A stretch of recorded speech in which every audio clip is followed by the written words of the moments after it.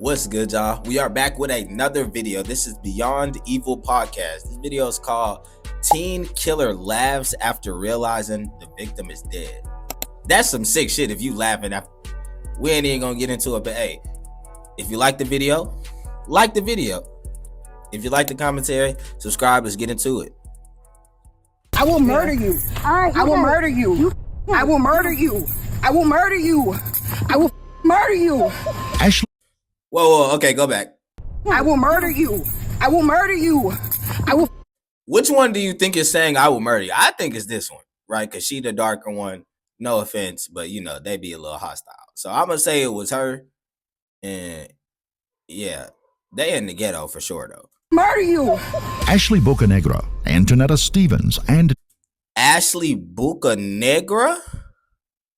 Gonzalez all moved to Georgia to start new lives. And for a while, they did just that. That said, old passions eventually bubbled to the surface, and before long they fell into a contentious, tragic, and ultimately fatal love triangle. Before we begin, we would like to express our sincerest condolences to the victim's family. Wow. Ashley Bocanegra was a beautiful young woman with a magnetic personality. According to her friends and family, she was typically the center of attention as soon as she walked in a room. Ashley was born and raised in New York, but eventually moved to Beaufort. Is my mind in the gutter? As soon here? as she walked in a room, Is my mind in the gutter? was born and raised in New York, but eventually moved to Beaufort, Georgia, about 40 miles or 65 kilometers northeast of Atlanta. By the summer of 2022, she had a 7-year-old son with a man named Daniel Gonzalez, who also lived in Beaufort. The fact that Ashley and Daniel had both moved to Georgia is red flag. Any place they got a metro thing, the ghetto. Do not go. I advise you to get away from places. If the bus line travels out there, it's most likely not by white people. That's what I'm going to say. Telling, and it probably wasn't by chance. They had a passionate on-again, off-again relationship for years, but at that point, they were both in serious relationships with other people. Daniel was engaged to a woman named Antonetta Stevens, who... Oh, no. Oh, he cheated on you. Oh, no. What? What is this? Oh, no. Had known for about 5 years. Ashley was engaged as well, but they saw each other all the time because she was Daniel's supervisor at Floor and Decor, where they both worked the night shift. They allegedly regularly had relations at work when no one else was around, but for some reason, Daniel told his 17-year-old sister Janine about the affair in early August. This was odd because he knew that Janine and Antonetta were best friends. In fact, Janine felt like Antonetta was more of a sister to her than Daniel was a brother. Janine initially promised Daniel that she would keep the secret to herself, but she broke down and told Antonetta almost immediately. Shortly thereafter, they saw Daniel and... How long did it go on? How long did their affair go on until she told him? Because it's not like she told him right away. They did it multiple times, so... Ashley walking together at a convenience store near their apartment. My bad. Antonetta suspected that Daniel had been cheating on her for some time, and at that point, she knew that her womanly intuition had to be spot on.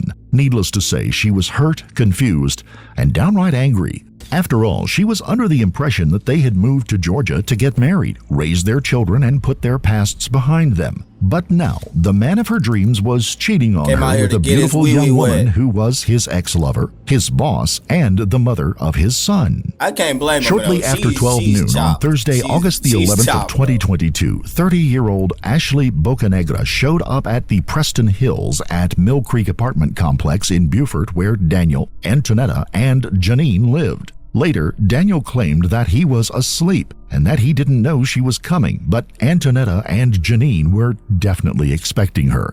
They left the apartment as soon as she arrived because they wanted to confront her in the parking lot. Antonetta and Ashley began walking around one another menacingly as soon as they made eye contact. Meanwhile, 17-year-old Janine filmed the unfolding drama on her cell phone. It was obvious from their body language that Antonetta and Ashley were about to get into a physical altercation. Antonetta was bigger and stronger than Ashley, and she immediately grabbed her hair and threw her to the ground. Ashley's head banged on the blacktop as Antonetta held her down and told her that she would fucking murder her. The fight was lopsided from the very beginning. Yeah, she's so skinny, bro. Bro.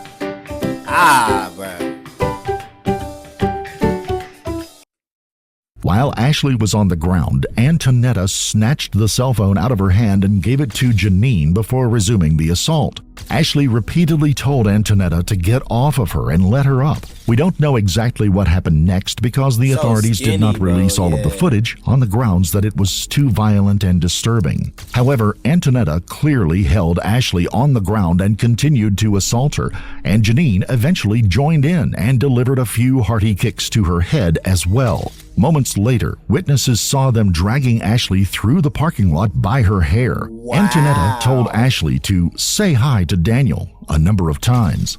She also said that she couldn't believe that she and Daniel had had relations at work and that she was going to tell her boss and get her fired. She also claimed that Daniel had told her it was okay if she went outside and fucked her up. Eventually, it seemed like Antonetta was about to let Ashley up, but Janine chimed in and told her not to stop. After another round of blows, they left Ashley in a heap on... Y'all both going to jail for that. That's your involvement right there. What you mean? You told her to not... What? Hell is very hot. That's what I'm saying. And walked back to the apartment with her phone. They originally planned on calling or texting her fiancé to tell him about the affair, but they never got around to it. The altercation only lasted a few minutes, and someone from the leasing office eventually called 911. Ashley was... Hey, I'm gonna tell you this. Y'all ain't finna be doing that to my girl. My girl gonna pop your ass. She gonna pop your ass. We not doing this little rustle tussle. All that shit there. No. In bad shape, but she managed to get up and walk to the apartment because she wanted her phone back. Antonetta returned her phone, and by then Daniel was out of bed because of the yelling and arguing that had woken him up. He went to the door to see what was going on and instantly recognized that Alicia and Antonetta had been in a fight. But at that point, Ashley's injuries didn't look that serious. She was able to walk normally, and other than a few puffy red areas, her face wasn't that swollen. She eventually made her way back to her own apartment, but she was in far worse condition by the time her fiancé got home later that afternoon. She probably got like internal He immediately drove her to the hospital, where emergency room doctors determined that she had fractured ribs and several internal injuries. And that's crazy because something like that, her adrenaline's probably still pumping. She's probably like genuinely not feeling nothing. She just like, that just sucks. I'm going to take my L. And the whole time she's literally dying. And to make matters worse, her face and neck had become so swollen that she was having trouble breathing on her own. Officers arrived to investigate the incident shortly after the 911 call came in. When Daniel answered the door, they asked if they could speak with the two women who were involved in the altercation. She's been sleeping with my fiance. She works over there. She's his manager, and she keeps on forcing him to have sex with her after he been cut it off, or she's gonna fire him. And we ended up fighting right there because she approached my home. Antonetta immediately told them that Ashley came to her home, that she was Daniel's manager at work, and that she forced him to have relations with her at work after he had tried to end the relationship on multiple occasions. She also told them that Ashley repeatedly called and texted her that morning to let her know that she was coming. See them walking together, and you're a woman, you know our intuition. I know that's the girl. I seen her, we argued yesterday, he broke it up, it was fine. This morning now, she's calling, text him, saying that she's gonna be coming here. I waited for her. The officers left without making any arrests because they weren't sure who had started the fight. They even called and spoke with Ashley at the hospital just to get her side of the story. To their surprise, she said that she didn't know Antonetta Stevens or Janine Gonzalez and that she wasn't sleeping with anyone's fiancé. Ashley seemed fine during their call. Okay, for whatever reason, she said, I'm not snitching. I mean, hey, she keeping them OP than most of y'all niggas, for real. But her condition deteriorated to such an extent that ER doctors decided to fly her to another hospital with more experienced surgeons. But sadly, she died later that afternoon before they could perform what may have been life-saving surgeries. Now, Before with a the possible surgery. murder on their hands, Gwinnett County detectives returned to Antonetta and Daniel's apartment See, bro, later that. that's really why I'm not doing no fighting, bro. Because you never know what can happen. You could get hit, trip and fall, hit the curb a certain way. You get body slam on your neck. It's so many different factors, bro. And it's like, man, I'm not trying to do none of that with you, bro. Daniel was not home at the time. Antonetta and Janine were, but neither showed even the slightest bit of emotion when Detective Carter told them that Ashley was dead. Well, we just got another call about it. So I guess the girl went to the hospital and she died. She died. She's dead. So, but we know that there was like an altercation that Imagine happened how she's beforehand. feeling. That was mutual, and she came here. Yeah, we understand that. Yeah. So, but because of I it, wasn't going to kill anybody. Yeah. I'm not that person. I get it. Yeah. But because of that, we have to kind of talk to you guys and get a more formal. I mean, she's not gonna go to jail for that, right? That's still like that's still mutual combat, right? That's mutual combat. She shouldn't go to jail for that, right? If she does, she might get like manslaughter. True. Okay.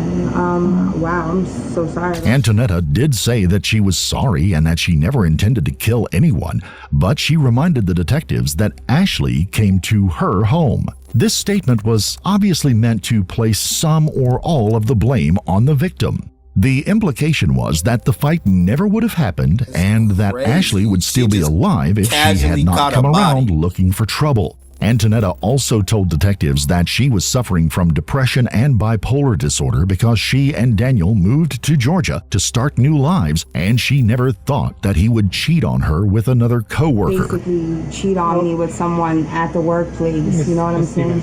So we would like to get like a formal statement. So we're going to ask that you. He come up probably with scared of about you. this. You just It's killed just right the up woman the with street. your bare Detectives did not hands. question Janine at the apartment, but they were She pretty looked like a sure she dude, bro. participated in the fatal fight. A few minutes after arriving, they asked Antonetta and Janine to come to the police station just down the road so they could ask them a few questions. It's unclear if Antonetta and Janine were transported to the police station in the same vehicle, but they were placed in separate interrogation rooms immediately after arriving.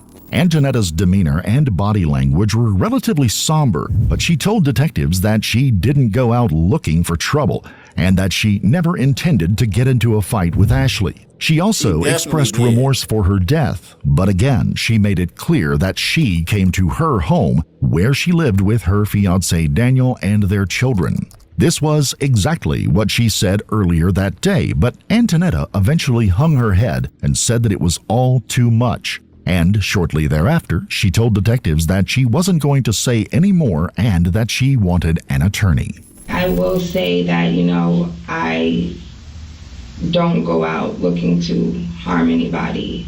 That's not my intention. I do feel, very remorseful about anything that has happened with that young lady. You don't sound very remorseful. I'll also say that, it wasn't my intention to even get into an altercation with her today. That's cap. You literally She walked came up to the over girl to with my your fist place ready in to swing. residence, You literally looking said, for "I my will murder fiancé. you." We She going to argued. jail. I Never. would Hey, say never mind. Nah, she we not fought. getting manslaughter. She going to jail. I feel really bad, but I don't know. I'm just, this is just too much.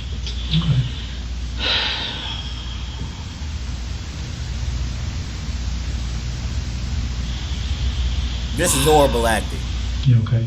No, I'm not. He said, "You okay?" No, He trolling. I have kids. I don't know how to feel, man. On the other hand, Janine was surprisingly talkative and upbeat in the other interrogation room just down the hall. She started by telling detectives Araya and Instigate. Carter that Antonetta and Daniel hadn't been on good terms and that they had been arguing a lot. Janine said things got worse after an incident with the in-laws on a recent trip to Florida where they attended a family member's wedding. She told them that Daniel told her about the affair with Ashley and that she in turn told Antonetta because she was closer to her than she was to her own brother. Oh, that fact right there might make this a first degree or like a second degree, bro. Because they gonna say that she found out and like already had it in her mind that she was, I ain't gonna lie, that's a whole different point of view to look at this shit from. Then Janine described Antonetta's reaction to the news and told investigators that they saw Daniel and Ashley walking together near Quick Trip the very next day. Told her what happened. He explained what she did or whatever. She was like, oh really? She's upset, whatever. I was like, don't tell him that, because he's gonna be mad at me. Right. According to Janine, Ashley came to the apartment because Antonetta and Daniel were splitting up, and she was kicking him out of the apartment. She readily admitted that there was a fight that afternoon and that she and Antonetta took Ashley's phone. However, she said they only took it because they wanted to call her fiancé to tell him that Ashley was cheating on him. And Antonetta saw the messages, so she decided. And she love this shit. Like, yeah, now she's about to come beat you. Now I'm about to beat her up. Because you just saved me from her the other day. No, you know that's how it was. So, she's coming. So, Antonetta and me, we go. And she comes to the house, you know, big fight. It's a big fight. So, after the fight, we took her phone. We were going to call her husband to let her know that, you know, just to stir some out. She also told them that Ashley came to the apartment when the fight was over and that they gave her phone back, and that they had no idea what happened after that because they closed the door and went back inside. I don't know what the hell happened after. Next, Detective Araya asked Janine if she had ever been in a fight. She said that she had, and she got a little flirty when he told her she had wide shoulders and an athletic build. And it had nothing to do with that. They not knowing that she died from the effects of the fight. Why would you do that? You don't know if I just care about these shoulders. Janine already knew that Ashley was dead and that she was involved in the fight that led to her death. But even so, she was smiley and lighthearted throughout the entire interview. To be fair, she was only 17 years old, and as such, it's possible that she did not understand the magnitude of the situation. Then again, she may have known full well how serious things were. If so, acting inappropriately casual and friendly may have been the only way she knew how to deal with the stress. Whatever the case, Janine described the fight and admitted that she did more than just hold the camera. She said she was surprised that Ashley kept talking during the fight even though she was the one getting beaten up. Tell us about that, like how did that happen? It was very vivid. It happens so fast, you know, fights are just like a blur when it happens, but... Where was she? I know you said earlier she came looking for him. She looked like an alien. This looked like a little boy. Because he was getting kicked out, and she wanted to be a little writer. Mm-hmm. When she knows she a side chick and she got a husband at home, girl. I know she's breaking up a happy home, but where was she at? Like, no, she has a husband as well. Yeah, no, but where was she at? What do you mean? You said she came and looked for him. Where was she at? How did y'all make contact with her? Through messages. Where did you meet up? She was in our complex. I guess she lives like right near us. Detectives established a good rapport with Janine in the early going, but the atmosphere in the room changed instantly when they confronted her with the glaring inconsistency in her story. She initially claimed that Ashley was texting Antonetta that morning. However, the detectives knew that she and Antonetta took Daniel's phone while he was sleeping and used it to lure Ashley to the apartment complex. How did you guys find the messages again? Oh, no. His phone. Okay. So this is a first-degree murder. She found it. Antoinette? Mm-hmm. They lured her to the spot and killed her? Oh, that's a first-degree. How did that happen? She going down. If that's where this is going. To me, we're reading messages. And we're like, yeah, that's the girl that we just saw. Yeah. Yeah. Did you guys text her? Mm-mm. What do you mean? Did you guys send messages to her? No, we don't got her number. No, I mean from his phone. Oh, from his phone? Mm-hmm. No, I don't think so, no. Okay. Mm-hmm. You sure? Yeah. Because you messed up your story a little bit. I already read the messages. You messed up a little bit. What was the messages? He wasn't getting kicked out. Yes, he was. Mm-mm. I don't know. What the hell? At the end, I can't can't tell if she's lying or not, to be honest. Her body language ain't giving it away. Just from At her the body end of the language, interview, I don't know if Janine she's seemed lying. mildly amused when detectives told her that she was being charged with robbery. She laughed and admitted that they took Ashley's phone, but she reminded them that they gave it back later. After this short Wait, they charged him with robbery for doing that? I mean, to be fair, just because you gave it back, lady, you still took it in the first place, so they can still charge you robbery. But I'm surprised they charged you with that. exchange, they told Janine that she was also going to be charged with murder. I told you she wasn't leaving unless we gave her back her phone. We just did it so we could call her husband, but we changed our mind. Okay. He had a phone today. She got her phone back. She say it was okay for you to take it? No. Okay, yeah, that's a robbery. Other charge is murder. Murder? Yep. You're being charged with murder. Me? Yep. Ooh, yeah, that shit ain't funny no more. Nah. Keep joking. Keep on joking. It's funny, right? That's too bad. Janine said it was crazy. Oh, she just retarded. Oh, never. Oh, God. I'm thinking I'm finna start roasting her. She just slow. You cannot argue with stupid. She just slow. That life was crazy and that it was too bad. According to her, all she did was pull Ashley's hair. I barely laid hands on her. All I did was pull her hair. At the end of the interview, Janine laughed and joked with the photographer who took her mugshot. She and Antonetta were arrested and charged with robbery, aggravated battery, and felony murder, and transported to the Gwinnett County Jail where they were held without bond. Daniel had injuries all over his back and shoulders when Gwinnett homicide detectives showed up at his apartment later that night. He couldn't say how he got the injuries, but Antonetta may have attacked him before or after the altercation with Ashley. Whatever the case, it was apparent from the very beginning that he had feelings for Ashley and that he was concerned for her. He even gave detectives his phone and told them that they could search through his call and text records to help them figure out who instigated the fight. The only thing she said is, why would you do this to me? And I told her, like, we're not, like, the love interest is gone, everything. Like, I told her this yesterday when she saw me walking with the girl. Oh, okay. And I stopped her. I was like, you're not gonna fight her because of what we're going through.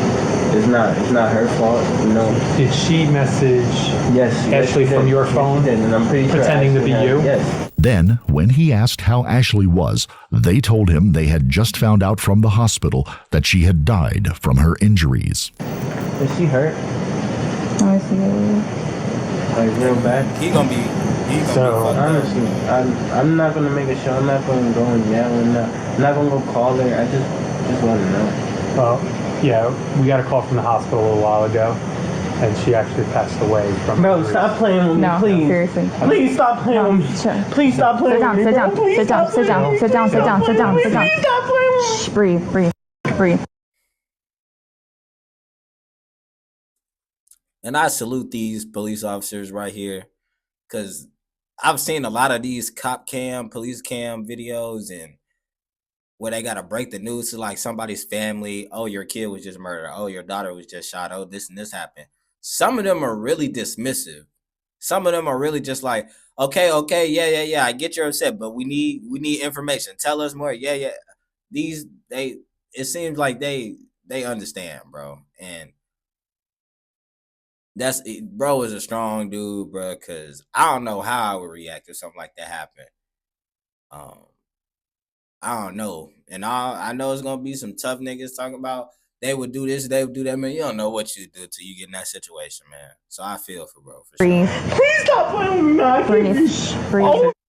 Look at me.